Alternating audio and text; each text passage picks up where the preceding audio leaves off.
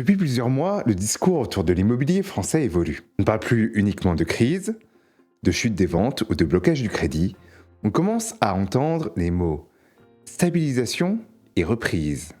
La production de crédit immobilier a progressé d'environ 33% en 2025 par rapport à 2024. Les taux se sont stabilisés autour de 3,1% à 3,4%. Et le 23 janvier 2026, le gouvernement a officiellement présenté son plan Relance Logement. La question est donc simple, est-ce que le cycle est en train de tourner? Est-ce que c'est le moment d'acheter?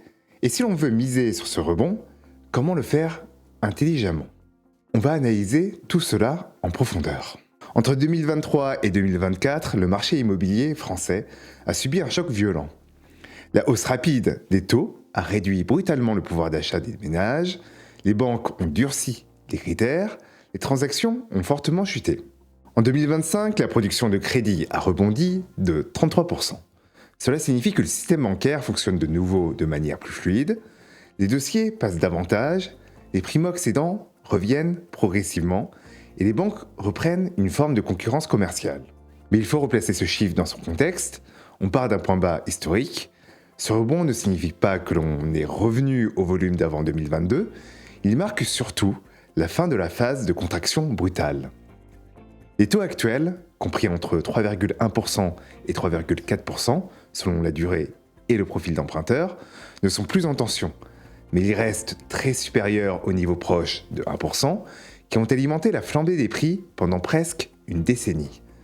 Le marché doit désormais fonctionner avec un coût du crédit structurellement plus élevé.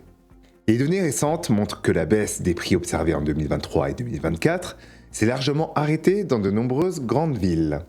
Certaines zones affichent même de légères hausses, de l'ordre de 1 à 3% sur un an. Les loyers, eux, ont continué à progresser, souvent entre 3 et 5% selon les métropoles, sous l'effet d'un marché locatif tendu et d'une offre insuffisante. En revanche, les volumes de transactions restent inférieurs de 15 à 25% au niveau d'avant-crise. Autrement dit, le marché ne chute pas, mais il ne redémarre pas franchement non plus. On est dans une phase d'équilibre assez fragile. Le 23 janvier 2026, le gouvernement a officiellement présenté le plan Relance Logement, dans le cadre du projet de loi de finances 2026. L'objectif affiché est ambitieux, atteindre 2 millions de logements construits d'ici 2030, soit environ 400 000 logements par an à partir de 2026. Les mesures comprennent notamment une enveloppe supplémentaire de 500 millions d'euros pour soutenir le logement social, une simplification du droit de l'urbanisme pour accélérer les projets, la transformation facilitée du bureau en logement, un soutien renforcé à la rénovation énergétique et aussi la création d'un statut de bailleur privé. Le signal politique est clair, éviter un trou d'air durable dans la construction et redonner de la visibilité au secteur. Maintenant, on va s'intéresser au nouveau statut de bailleur privé. Ce nouveau statut vise à relancer l'investissement locatif après la fin progressive du Pinel. Il permet notamment l'amortissement fiscal du bien, une meilleure déductibilité des charges et impose des plafonds de loyer selon le segment choisi. Plus la tranche marginale d'imposition est élevée, plus l'économie fiscale est significative. Pour un contribuable à 41%, le mécanisme peut devenir intéressant. En revanche, pour des tranches à 11 ou 30%, l'avantage est beaucoup plus limité. Et surtout, il faut comparer avec le LMNP, le loueur en meublé non professionnel, qui permet déjà d'amortir le bien et d'effacer l'imposition sur les loyers pendant plusieurs années. Dans de nombreux cas, le LMNP reste donc plus efficace fiscalement. Le statut de bailleur privé n'est donc pas une révolution universelle, c'est un levier supplémentaire, plutôt favorable aux profils fortement imposés. Si l'on pense que le marché immobilier entre dans une phase de stabilisation, susceptible d'évoluer vers une reprise graduelle, on peut acheter un bien physique. Mais on peut aussi chercher un levier plus direct sur le cycle. Les promoteurs cotés offrent ce levier. Les résultats semestriels 2025 de Nexity montrent un chiffre d'affaires d'environ 1,3 milliard d'euros. L'EBITDA est en amélioration, le résultat opérationnel redevient légèrement positif. Et la dette nette se situe autour de 400 millions d'euros. Un élément stratégique mérite attention. Nexity a cédé plusieurs activités de services historiquement rentables, notamment dans le syndic et la gestion, afin de renforcer son bilan et de générer du cash. Ces activités apportaient des revenus récurrents et amortissaient des phases basses du cycle. En les vendant, Nexity a assaini sa structure financière, mais elle est désormais plus exposée à la promotion pure. Cela signifie qu'en cas de forte reprise du marché résidentiel, l'effet de levier sur les résultats peut être important. Mais si la reprise reste lente ou incomplète, la vulnérabilité est plus forte. Nexity est aujourd'hui un pari clairement cyclique. Tous les promoteurs ne présentent pas le même profil de risque.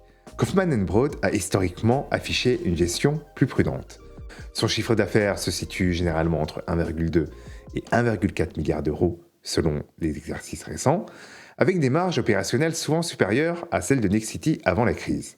Son bilan est plus discipliné et la dette mieux contenue.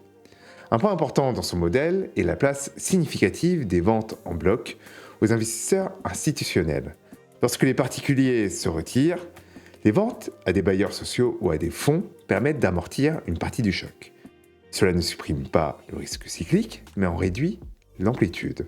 Kaufman & Broad est donc un profil plus défensif dans le secteur. Altaria présente une structure différente. Avec un chiffre d'affaires historiquement supérieur à 2 milliards d'euros, le groupe est plus diversifié, notamment via son exposition au commerce et aux actifs mixtes. Cette diversification peut être un atout à long terme, mais elle expose aussi à plusieurs cycles simultanément, résidentiel et retail. La valorisation d'Altaria dépend donc non seulement de la dynamique du logement, mais aussi de celle des actifs commerciaux. Dans ce paysage, Nexity apparaît comme le profil le plus directement exposé au cycle résidentiel. Son potentiel de rebond est plus élevé si le marché repart franchement, mais son risque est également plus marqué si la reprise tarde. Si l'on ne souhaite pas investir directement dans un promoteur coté, d'autres options existent. Les SCPI ont été fortement impactés par la remontée des taux. Certaines ont ajusté la valeur de leur part de 5 à 15% selon leur exposition au bureau. Les rendements distribués restent attractifs, souvent entre 4,5% et 6%. Toutefois, la liquidité n'est pas immédiate et les valorisations restent sensibles à l'évolution des taux longs. Les REITs internationales offrent une alternative plus liquide. Certaines affichent aujourd'hui des rendements de dividendes compris entre 4 et 7%, après avoir fortement corrigé en 2022 et 2023. Elles permettent une diversification géographique, mais restent très sensibles aux taux obligataires. Enfin, le crowdfunding immobilier promet souvent des rendements de 8 à 10%, mais la crise récente a montré les limites du modèle. Retards importants, blocage de projets et défauts partiels. Il s'agit d'un investissement à haut rendement et à haut risque. Le marché immobilier français ne s'effondre plus, le crédit repart, les taux sont stabilisés, le gouvernement a lancé un plan ambitieux, mais on ne voit pas encore un cycle haussier puissant. Investir aujourd'hui revient à parier sur une normalisation progressive. Les opportunités existent, mais les risques aussi. Voilà, c'était tout pour moi. Si cette analyse t'a aidé à y voir plus clair, abonne-toi à la chaîne et dis-moi en commentaire quelle entreprise ou quel segment tu souhaites que l'on analyse en profondeur dans la prochaine vidéo. Bien sûr, cette vidéo n'est pas un conseil en investissement. Fais tes propres recherches. Je te remercie d'avoir vu cette vidéo et je te dis à très bientôt.